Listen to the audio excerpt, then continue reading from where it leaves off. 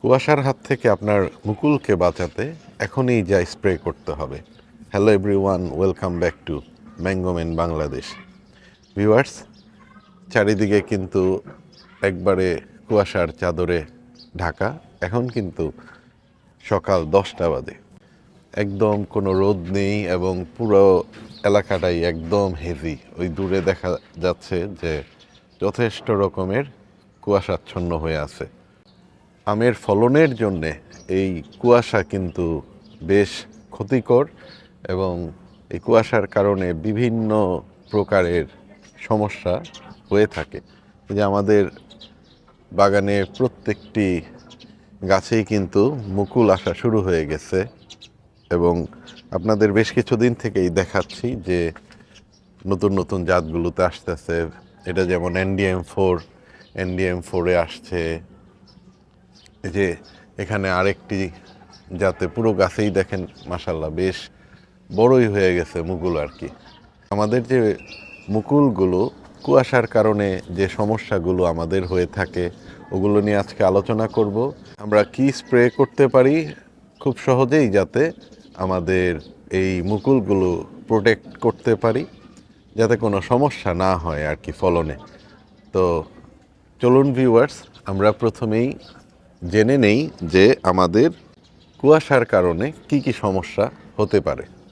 কুয়াশার কারণে মুকুলের প্রথম যে সমস্যা এবং সবচেয়ে ক্ষতিকর যে সমস্যাটি হতে পারে সেটা হচ্ছে পাউডারি মিলডিউ। এটা হচ্ছে একদম কমন আর কি। মুকুলে সাদা ধূসর পাউডার, ফুল শুকিয়ে যায়, ফুল ঝরে পড়ে, ফল সেট খুব কম হয়।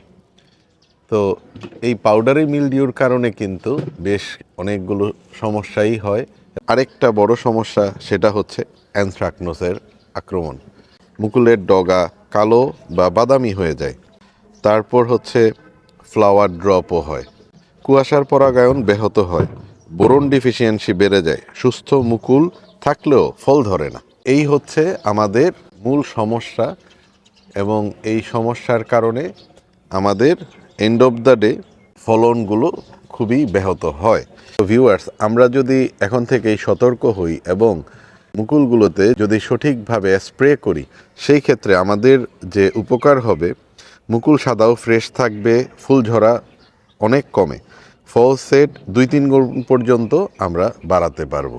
তো এবার আসুন ভিউয়ার্স, আমরা একটু জানি যে আমরা কি কি পদক্ষেপ নিতে পারি খুব সহজে। কুয়াশার কারণে ছত্রাকজনিত যে সমস্যা তৈরি হতে পারে, এই জন্যে আমরা 3 ধরনের ছত্রাকনাশক ব্যবহার করতে পারি। তো প্রথম হচ্ছে হেক্সাকোনাজল 5% ইসি। এটার ডোজ হচ্ছে প্রতি লিটারে 1 মিলি। তো আমি যেই নামে কিনেছি আপনাদের দেখাই। আমি কিনেছি এই যে ইনটেফা কোম্পানির হেক্সাকোনাজল 5% WW শাবাব 5EC। এরপর আরেকটা গ্রুপের আপনারা ছত্রাকনাশক স্প্রে করতে পারেন, সেটা হচ্ছে প্রপিকোনাজল 25% ইসি। বাজারে আমরা টিল্ট নামে পেতে পারি। এটার ডোজ হচ্ছে 0.5 থেকে 1 ml প্রতি লিটার। তবে টিল্টটা বেশ পাওয়ারফুল, এটা আর কি একটু কম দিলেই ভালো হয়। 0.5 হলেই মনে হয় সবচেয়ে বেটার হয়। আর আরেকটা হচ্ছে ওয়েটেবল সালফার 80% WP। আচ্ছা, তো সালফার 80 এবং খুব ব্যাপকভাবে আমাদের এখানে আমরা ব্যবহার করি থিওবিট। তো থিওবিটটা খুবই ভালো। আমার কাছে ছিল যেটা, আমি এই যে এসিআইয়ের এটা নিয়েছি, এসিআইয়ের সালফক্স 80%। তো এসিআইয়ের এটাও ভালো, তবে থিওবিটটা সবচেয়ে ভালো। আমার এর আগে থিওবিট ছিল, কিন্তু ফাইনালি আমি 80% এই সালফক্সটাই নিয়েছি। আরেকটা জিনিস খুবই গুরুত্বপূর্ণ আমাদের খেয়াল রাখতে হবে, কুয়াশার কারণে এই যে গাছ কিন্তু এখনও ভিজা, পাতা ভেজা এবং গাছের কাণ্ড যথেষ্ট ভেজা। আপনারা দেখতে পাচ্ছেন এই যে দিকে গাছ এখনো ভেজা আছে, এই যে টপ টপ করে পানি পড়ছে এখনো। এই যে দেখেন একদমই ভেজা গাছ কুয়াশায়। তো এখানে দেখি আমরা এই মুকুলও কিন্তু বেশ পানি আছে। তো ভেজা অবস্থায় মুকুল গাছের পাতা বা গাছ ভেজা অবস্থায় আমরা এই স্প্রেটি করব না। আমরা সূর্য পুরোপুরি 2 ঘন্টার জন্য যদি ওঠে এবং বাতাস থাকা অবস্থায় সূর্য যখন ওঠে, তখন এখন বর্তমানে আমাদের এদিকেও ঝিরিঝিরি বাতাস আছে আর কি, শৈত্যপ্রবাহটা আছে হালকা পাতলা। তো ওই পুরা কুয়াশাটা শুকিয়ে যায়।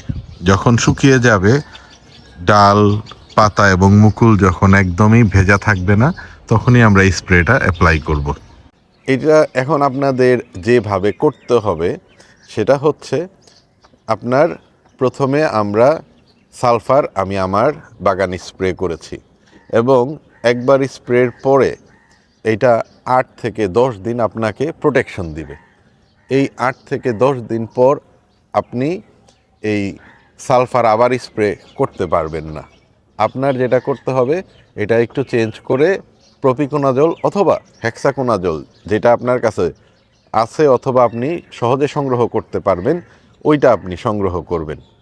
তো 8 থেকে 10 দিন পরে ওই নির্দিষ্ট ডোজে আপনি রিকমেন্ডেড যে ডোজ আছে আপনি ওই রিকমেন্ডেড ডোজে অ্যাপ্লাই করবেন। আবার 8 থেকে 10 দিন পর 80% সালফার ইউজ করবেন। তো কুয়াশাজনিত কারণে মুকুল থেকে ফল সেট হওয়ার আগ পর্যন্ত যতদিন প্রয়োজন হয় ততদিন আমাদের এই 8-10 দিন পর পর এই স্প্রেটা করতে হবে, গ্রুপটা চেঞ্জ করে করে। একবার সালফার, একবার হেক্সাকোনাজল অথবা প্রপিকোনাজল, আবার সালফার, এভাবে করে আমরা আমাদের এই মুকুলজনিত সমস্যার হাত থেকে আমাদের আমের ফলনকে রক্ষা করতে পারি এবং আপনাদের বাগানেও ভালো রেজাল্ট আসবে বলে আশা করি। সবাই ভালো থাকবেন, দেখা হবে আবার নতুন আরেকটি পর্বে। আল্লাহ হাফেজ, টাটা।